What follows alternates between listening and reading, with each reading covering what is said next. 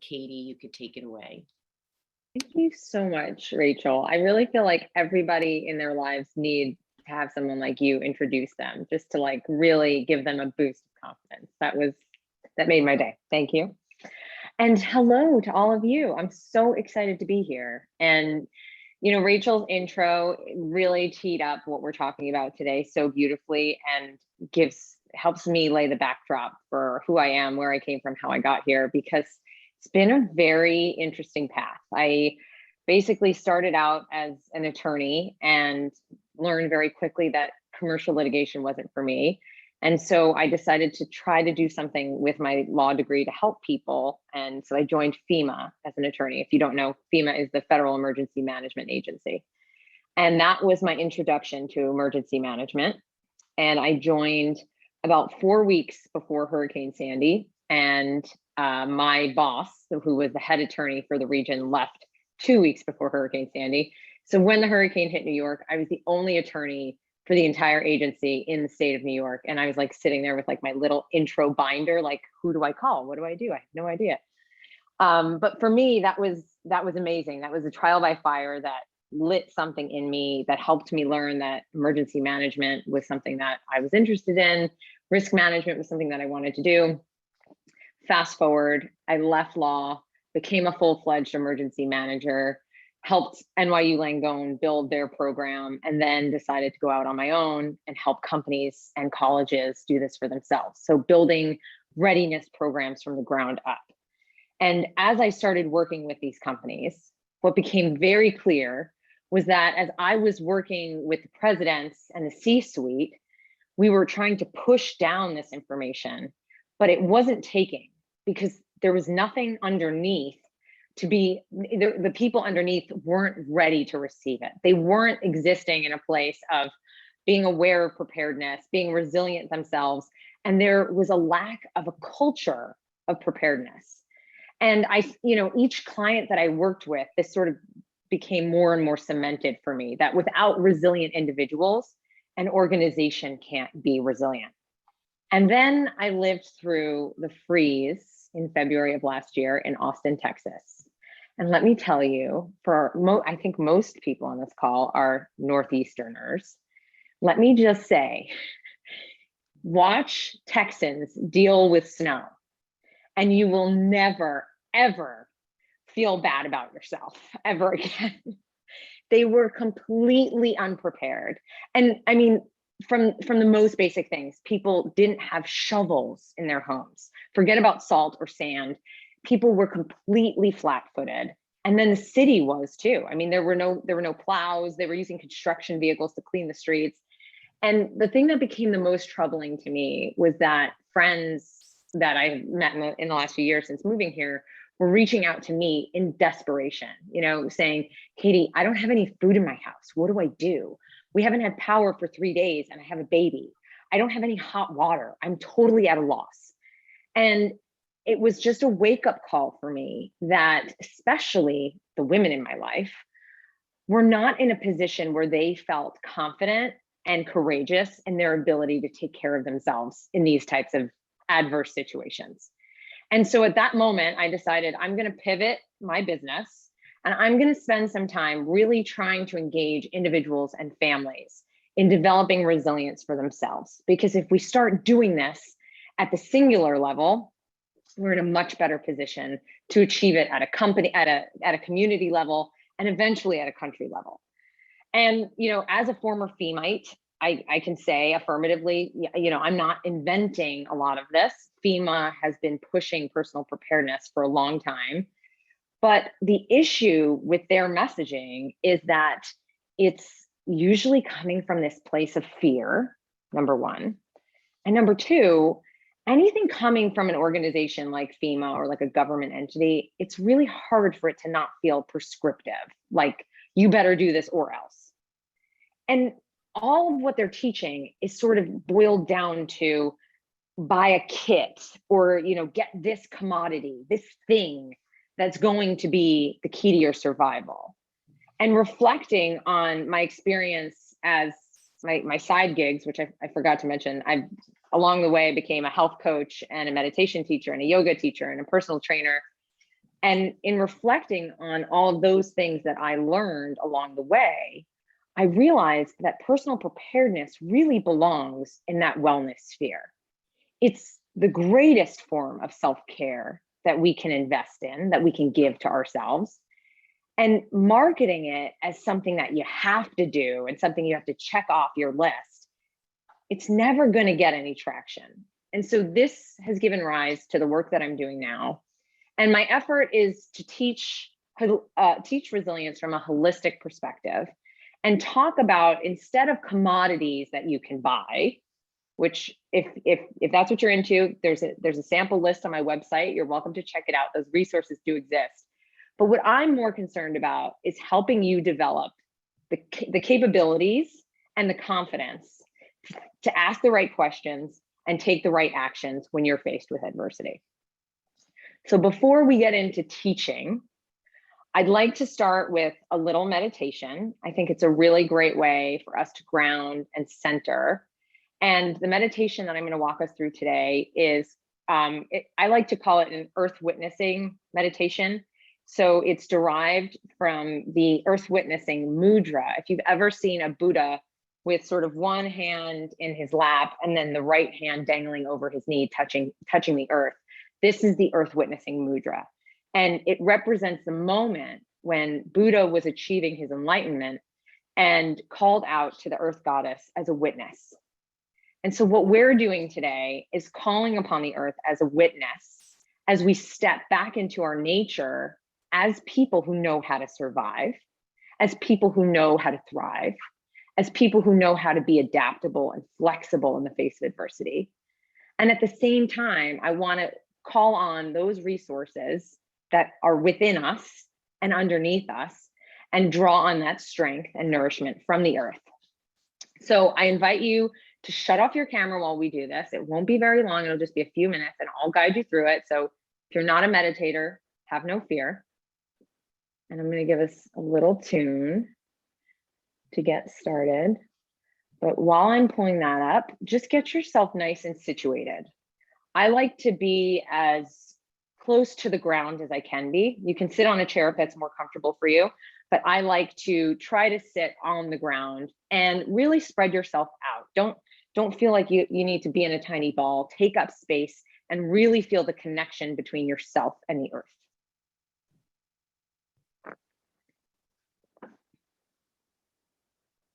And as you get into that position, I want you to just allow yourself to start taking a few nice deep breaths. Nice and slow. You don't have to count it. You don't have to control it. Just allow yourself to come into this space.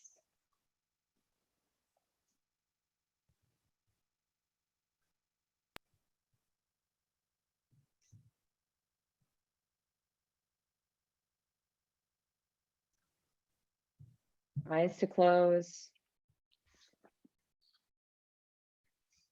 Take a nice, long, deep breath. And on the exhale this time, allow yourself to release some of the tension that you might be holding on to.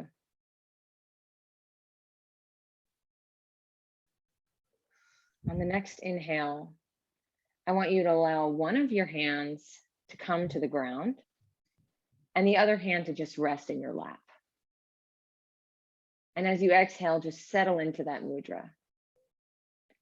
Feel the connection between your hand and the earth. Settle here.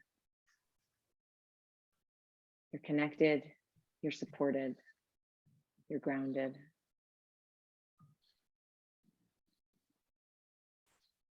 Keeping the eyes closed. Allow the shoulders to relax down. Keeping your hand connected to the earth. As you inhale, I want you to imagine pulling up the heat and the depth of the earth into you. And as you exhale, I want you to imagine the tension releasing from your body back into the earth. Continue with that rhythm just for a few moments. On the inhale, receive nourishment, support, strength. And on the exhale, release and put down. Put down what you've been carrying. Allow the earth to receive it.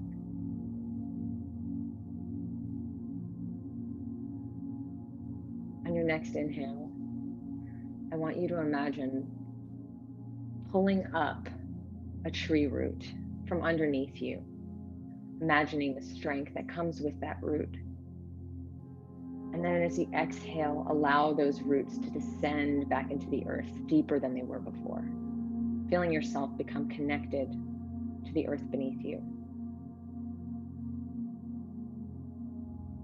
This meditation is a reminder of what we come from and the support that we always have around us from our environment, from our community, from our planet. And our connection to that planet connects us to each other. And when we talk about resilience, it's never a singular act.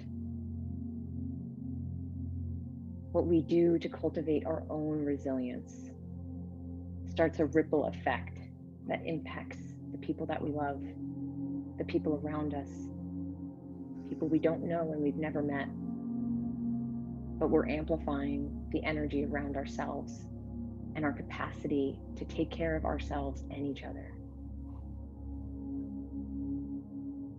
And maintaining our connection with this planet allows us to be in a better position to continue to do that.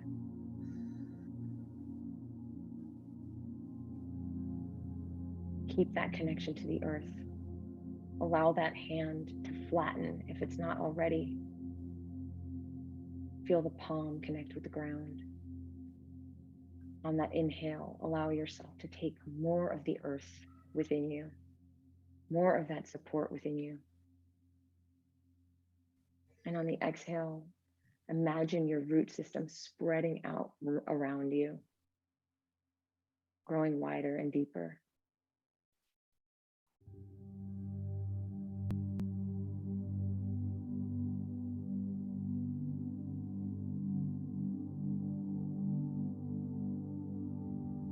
It's what happens to your breath when you start connecting it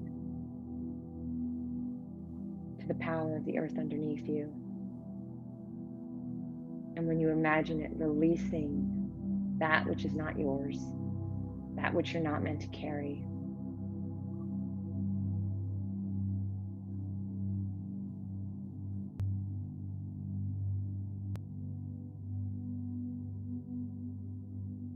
you have everything you need within you to be exactly who you want to be, to show up exactly how you want to for the people in your life. And sometimes we just need to remember that. We need a little reminder because this world allows us to forget.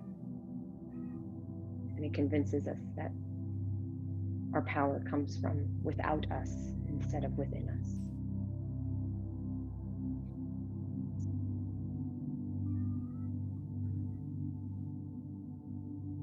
And the next inhale, I want you to take the last of what you feel you need this morning. And on the exhale, I want you to restore gratitude to the earth. Give thanks and recognize what it's given you and what you have inside of you to continue moving forward.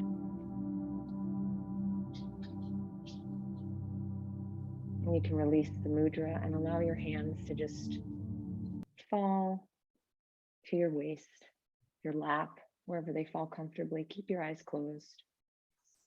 Just take a few more breaths here.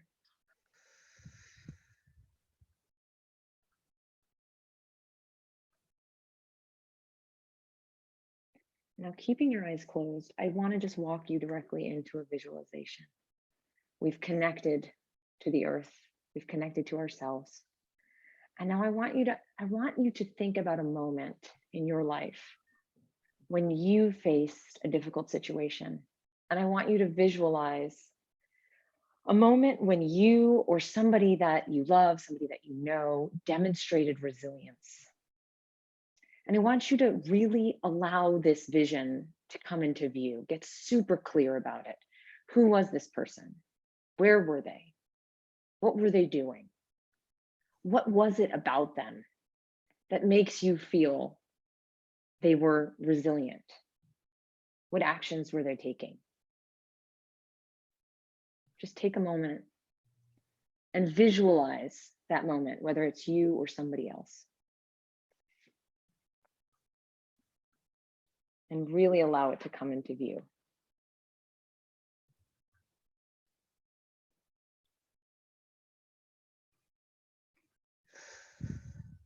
Good. And when you're ready, you can open your eyes. You can start your cameras again. Welcome back.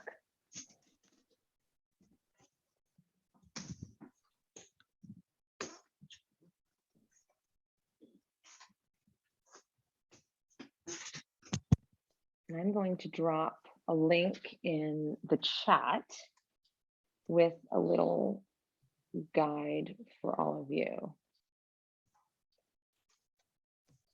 This is the companion workbook for this workshop, and it's in Word format.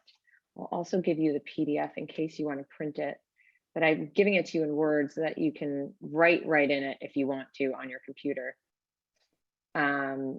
Because I have given you spaces. It says you need access. I thought I gave you access. Dang it. Oh, dang it. Do you know that spot on the document when you do the settings or who to share it with? Yeah, on share. Yep.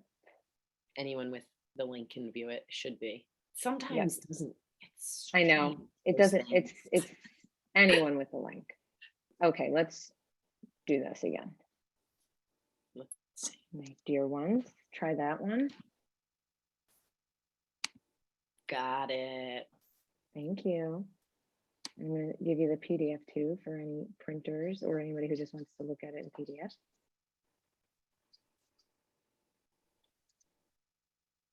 Okay, so that first prompt, if you have the Word document open, is going to be, ooh, it gets really funky in Word. It's going to be it's on the second page, whatever that is for you.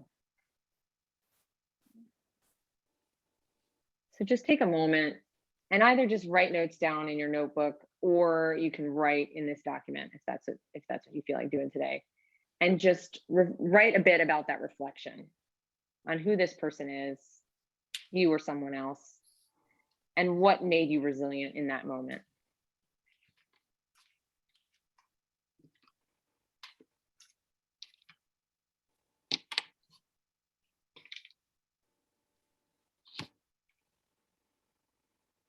I think it's sent.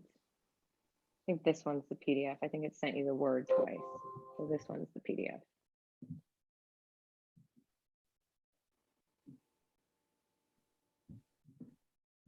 And in doing this exercise and writing about this moment, what I want to get to is a definition of resilience for yourself. Think about how you define resilience. What does it mean to you to be resilient?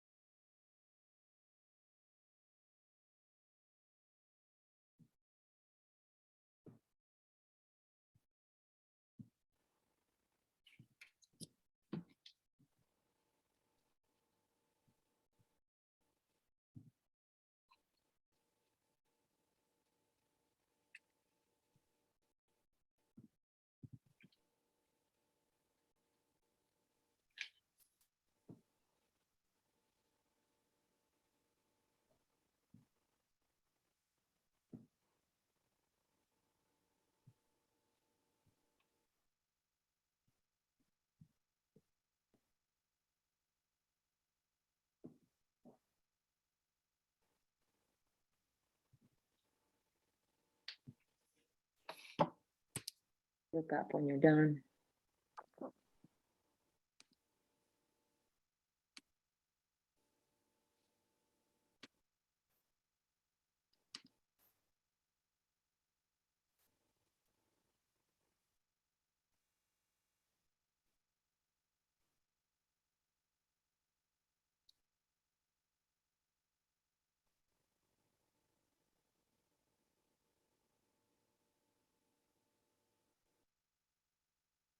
All right.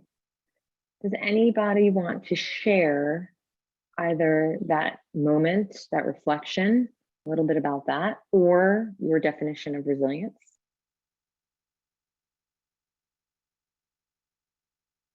Don't be shy. I'll share.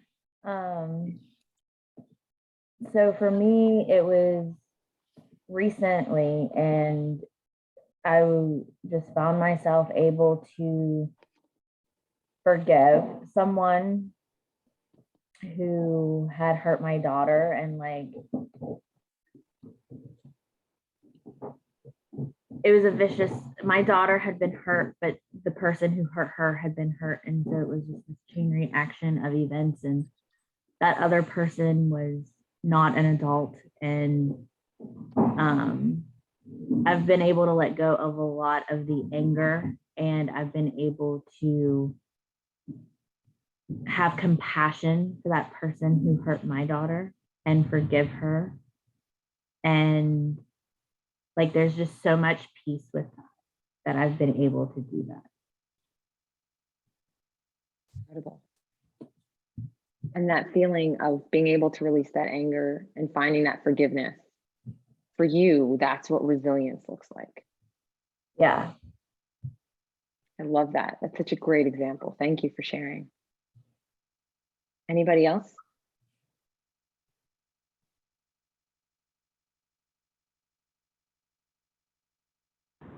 Okay. Somebody's come off mute. I'm off mute. No. Okay. All right. Well, this is great. Go ahead. Did Are you off? Is it okay? Is it okay to go? Yeah. Oh, go yes, ahead. of course. Yes. Okay. Because I'm not on screen, so I'm not sure if someone else also went off mute. Okay. You're go? good. Yes, you're okay. Thank you. Something that I remembered from myself and another person was a physical trauma, a medical situation. And so what I thought about in terms of the end part of resilience was sort of the evolution of what you go through, the experience of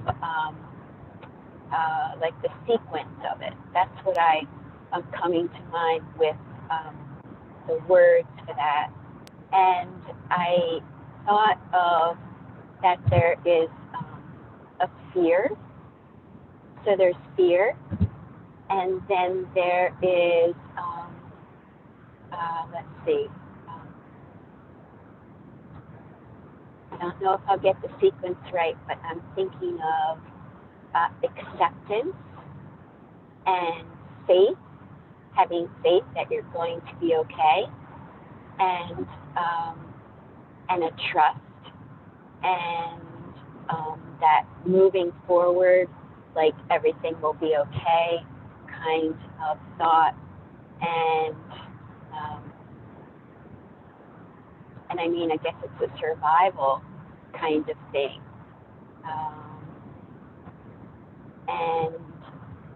and it ends up being what you're speaking of, this resilience. Maybe that's a lot of what comes before resilience in the experience, excuse me, in the experience of what you're going through is, if you get through it, you know, this teaches the resilience that even though something is fearful or traumatic or, you know, life threatening, if you can trust yourself, trust the help of others, it will be okay. Love that. Yeah, hopefully. So Yeah, but it's a yeah. process. Yeah, 100%. I couldn't agree with that more. And Thank it's the you. experience of going through that process and what you came out with after that process. That's for you what defines resilience. Yeah, I suppose, you know, I'm not sure about that, but if we all go through stuff and we have all of these feelings that go with it, and it's fearful, and maybe you feel helpless, or you're not sure, or you don't even know if you have faith. The fact that if we do get through it, then you see, okay, these things can happen, but you just kind of stay with it, or have that trust and faith, and that you see that, you know, this human body, you know, with emotions and thoughts, we can get through it. And I guess that's how I see resilience, is being able to go through the trial of something that presents itself to us, and if we get through, maybe all that we brought to it is how we find the resilience in ourselves. I have to tell you that for me, what you're saying is so profound, and it's such an important piece of defining resilience for me personally, because what I've observed in my practice is the tendency for people to want to think that resilience means that you're impenetrable and that you're bulletproof.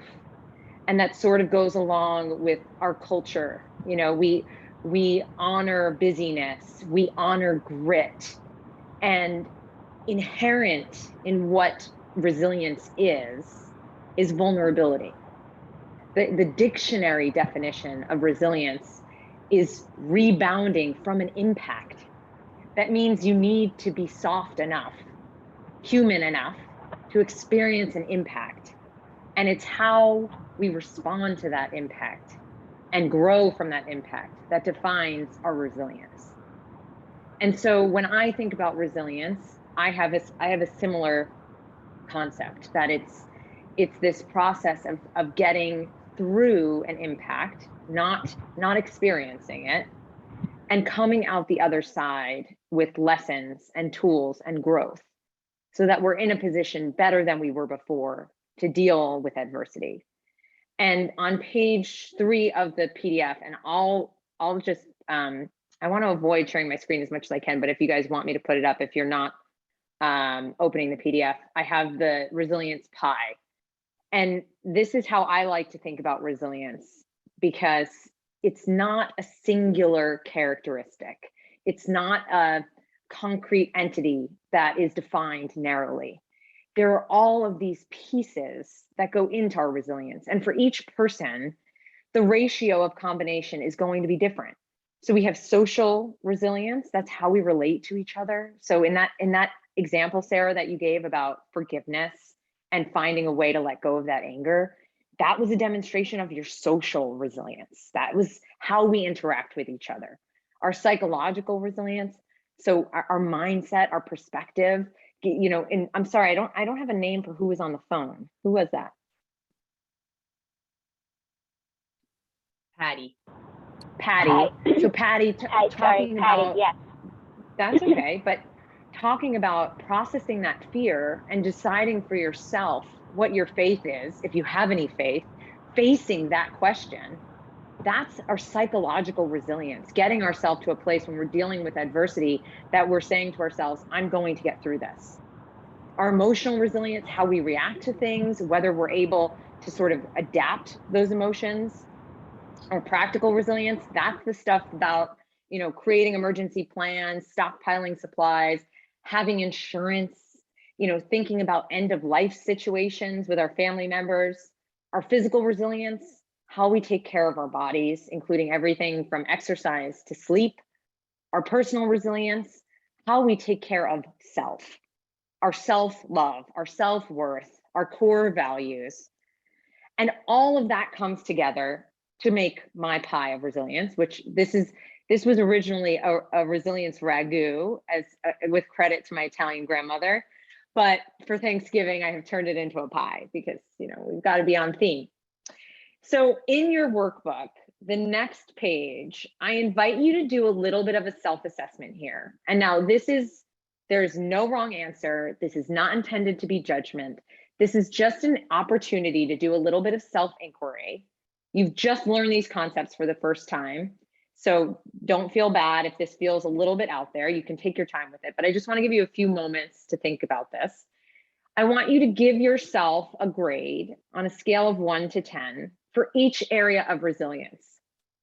And you can do this in a relative fashion. So for example, say, my psychological resilience is super strong. Like, I've got the mindfulness thing down. My meditation practice has really helped me get there with staying present. My psychological resilience is a 10. But you know what? I really struggle in community and, forgiveness and relating to people and asking for help. That's not where my strength is. Okay, so your social resilience might be a little lower. So I'm just going to give you a few minutes to just play with this gauge. You can do it a million times because it's going to fluctuate over time. And don't judge yourself. Just allow yourself to inquire.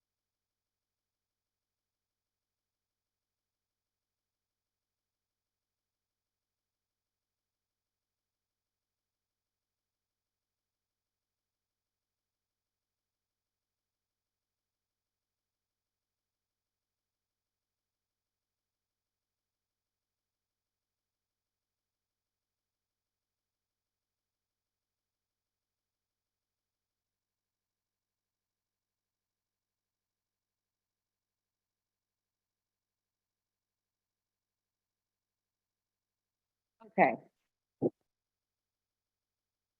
How was that for you? What's the experience? What's coming up?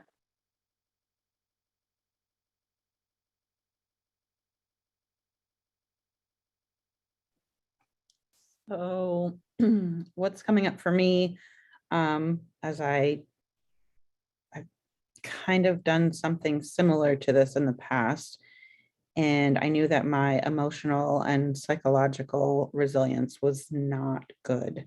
And now I give myself a 10 for emotional and a 9 for psychological.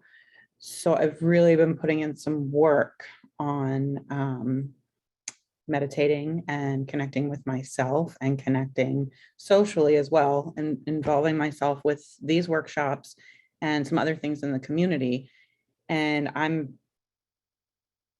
this class came at a perfect time for me because I really needed to remind myself of the physical section here that used to be a 10 for me, and now it's like a 6, because I still have a tendency to put myself on the back burner when I'm trying to help other people. And so I have it ingrained, and it's not just a routine, it's a ritual for me. Every morning I meditate. Every morning I have, a cup of tea, and I take my time to get my mind right.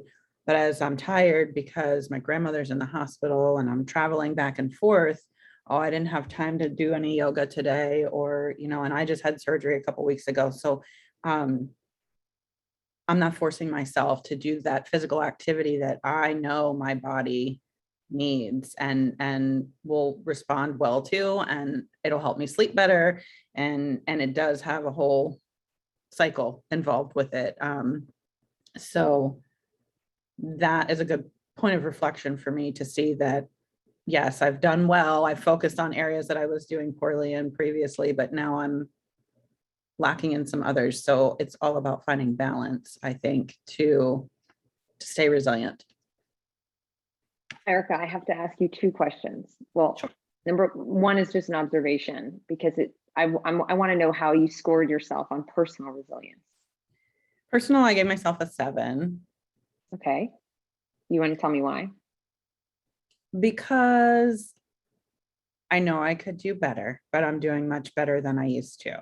And it's just a work in progress there. Where I'm at personally, my son has moved out to go to college, so I'm in a big transition in my life. And I am diving in more to social things that I haven't done for years because I was a single mom. But I really need that. And I didn't know how much I need that. And I see Rachel like smiling over there as it's true, right? It's true. I'm thriving in meeting with different women and I'm totally taking advantage of that, but I have to keep up with every aspect of it. Well, I think, Erica, this is the catch. So I was asking that question because what you were describing to me sounded like incredible self-care and Yeah. true value of self and recognizing like, this is what I need right now. My meditation practice has to come first. And giving yourself the grace and the space to say, okay, my physical practice is slowing down right now, but where my attention is going, I'm seeing growth. And I think, you know, we're so conditioned to place these judgments on ourselves of like, oh, well, I'm bad at this. I'm not doing this right. I'm performing poorly. But your story exactly demonstrated how these things exist in fluctuation. And they're almost like levers for us. As one thing goes down, another thing goes up to keep us in balance. And so our resilience is in a constant state of fluctuation. If anybody has read Dr. Carol Dweck and the growth mindset, this is, you know, one of my favorite books and one of my favorite things to talk about. But it's this idea that a character trait like resilience is not fixed. And it's within our control to constantly evolve and constantly develop these things. So I have to give you so much credit for doing the work beforehand to even look at this and say, okay, what in my life can change to make me better equipped in these ways? And you went for it and you did the work. And here you are again. So, I mean, I think from a personal resilience perspective, you are showing up for yourself in such an incredible way that I hope you're giving yourself that credit. Thank you. I sometimes need to be reminded of that. I am a little too critical of myself sometimes, but in a We all way, are. yeah, and in a way it kind of motivates me though to keep going and keep trying to improve and accept as things are fluctuating and not be so rigid. So I completely understand that, but I have to call out great work and happy to be the one giving you that reminder if you needed it. I did. Thank you very much. You're welcome. I want to keep moving because I have a few more things to cover, but if anybody else is dying to share, I just want to give you an opportunity to. Okay. So the next exercise that we're going to do, this is another form of self-inquiry that is incredibly important for building resilience. And it's actually something that I do with my corporate clients on an organizational level. So in emergency management, after an incident or after a disaster, we conduct what's called an after action review. And we take stock of everything that we did, everything that worked, everything that didn't work. And then from there, we devise our plan for moving forward and getting better. So I'm going to invite you to conduct your own personal after action review. So I want you to think about an incident, a disaster, an emergency, just a difficult situation. You know, this is the thing about personal preparedness. It's personal. So what qualifies as a disaster for you can be anything that negatively impacts the way you live your life. So take a few moments and think about that experience. And then I want you to identify 3 wins, things that you look back on and you think, I nailed that. I did great. We got through that. I learned this lesson. I grew, any of those things. On the flip side, 3 areas of improvement. Okay, I really held myself back here. That action was taken in fear. this was something that I knew I shouldn't have done, but I did anyway. So just take a few minutes to think about that. And then if it's okay with you, I'm just going to break you up into 2 breakout rooms. Back. How did it go? Does anybody want to share an insight or a little nugget from your conversations?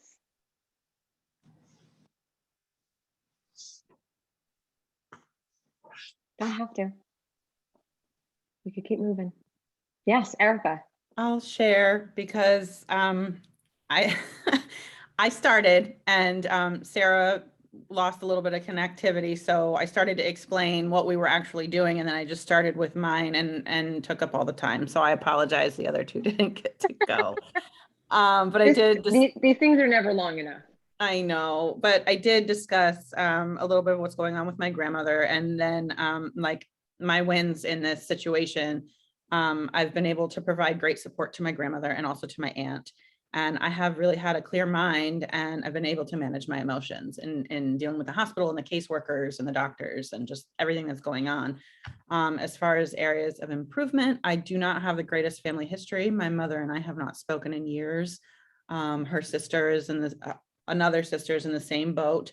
And they're about to find out that I am the second support person, as far as the case manager, the lawyers, and all of this. And I know that it's going to be difficult, and I need to not let my pain, my emotions from our past interactions distract me from doing what's in the best interest of my Oma right now. That and my son's not handling this so well. He does not want to see any of the injuries, or, you know, it's hard for him to process. We are a small family, but we're tight. So I'm trying to toe the line there to just make sure that I don't need to provide him extra support, because I'm hurting him by sharing more than what he wants to share. So we need to communicate on that a little bit better, I think. And yeah, I need to take some time out for me to process my own emotions too, but outside, you know, just to find the time. I'm not finding the time to sit down in silence. I just haven't had it right now. So I meditate, but in order to get my emotions out, I mean, yeah. So yeah. Anyway, thank you for letting me share again. I'm grateful for all the shares. And, you know, again, like really you're moving through this in such a mindful way in how you're approaching your own emotions, but also having the bandwidth to understand what's happening with the people around you and being able to respect that in the moment. That's incredible. And that's a gift to those people. Sarah, do you want to reflect on this yourself? I know you didn't have an opportunity to share during your conversation, but do you want to share anything now? Well, I think that it kind of comes down to, you know, very similar to Erica. Like I think that the trauma my family has been through, like my family is making it out. Like my daughter is surviving and thriving, and, you know, my other children are fine, and my husband is thriving. And I think for me, it has been, I've grown up and, like, you know, I've always made it through. And so I think with this recent trauma, it was all about, well, I'll get through it, because I always do. Because you know, you just keep on living and you keep doing the things you're supposed to do every day. And like, you just keep taking that one step forward. But I think that what I didn't realize is that I needed to do more for myself to get myself through the trauma. Like, it just wasn't going to, like, just plowing through wasn't going to do it for me. So I think that, you know, something I need to improve upon is when we're going through tough times. Yes, I'm the caregiver and I'm giving all the care to everyone else, and I'm making sure they're okay, but I need to make sure that I'm okay and do more self-care for that, which is why I'm here, right? Because after spending the weekend at the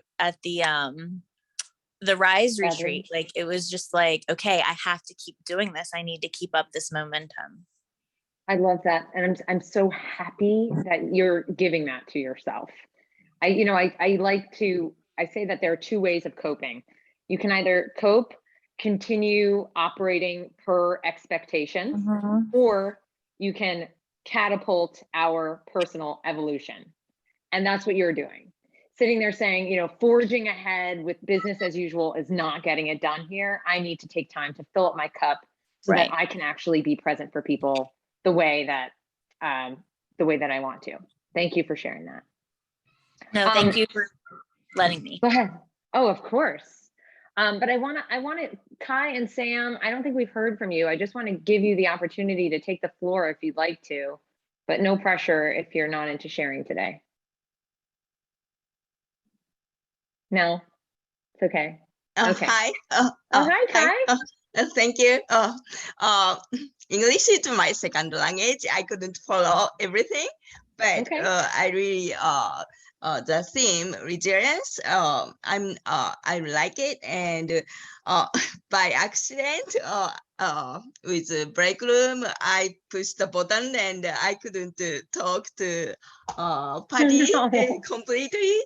So, but I really enjoyed to talk to her, and I really actually I learned from this time, like you are from FEMA, right? And we got some disaster from Hurricane Ida, and that time really learned from practical life, and in my heart how to prepare for emergency practical things in my life, also in my heart, to how to be calm, how to be just to calm to what I can do, and also many things, personal life, and many people said to forgive to people.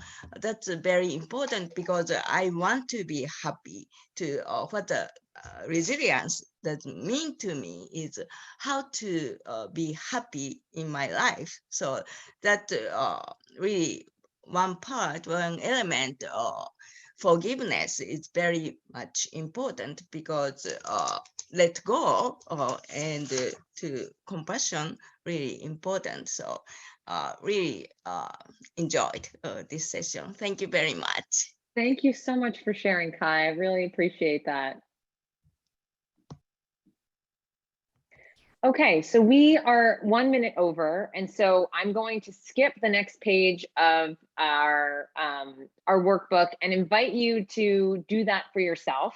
So there's a QR code on there that will take you to the resilience assessment on my website. That's sort of one step deeper than that sort of self-assessment that you did.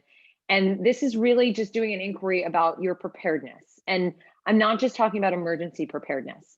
How we prepare for adversity is relevant to every area of our lives. So any kind of difficult situation that you deal with, you will be better equipped to handle it if you have prepared for it. So take a look at that when you have time. And then I just want to leave you with where you go from here, and just a little bit about the work that I do. And so on the last page, 7th page, I left you 1 page to just write some notes, but on the 7th page of your PDF, you have a little acronym, identifying your drivers. So when I'm working with someone, this is the first thing we do together. And this is how we understand sort of what's our starting point in starting down our road to resilience, and what do we already have with us. And it gives us a really good idea of what disasters mean for us, how we generally deal with them, the skills and resources that we already have, the stories that we tell ourselves about our ability or inability to do certain things, getting more understanding about our emotions in emergencies, and thinking about doing more of that sort of after action work, thinking about other situations when we've either stood up and done something that we're really proud of, or we've maybe not handled something so well, and how we might revise those things. And so those are your drivers, as I call them. And that set of questions and the information that we get from there allows us to sort of establish the groundwork for how we build a personal preparedness plan for you. So what does it mean for you to be prepared in your life? How do you go out into the world feeling more confident, more capable, and clear about what it is you need to do to face adversity and show up the way you want to in the world. I invite any questions, any comments. You guys, my website is just my name, www.katiebelfi.com. I've got a load of free resources on there and more to come. But if you have any questions, reach out and stay tuned, because you'll be getting a Black Friday sale for my upcoming foundations class. If this is something that you think sounds interesting and you want to learn more about it, you will have the opportunity to do so at a low, low price.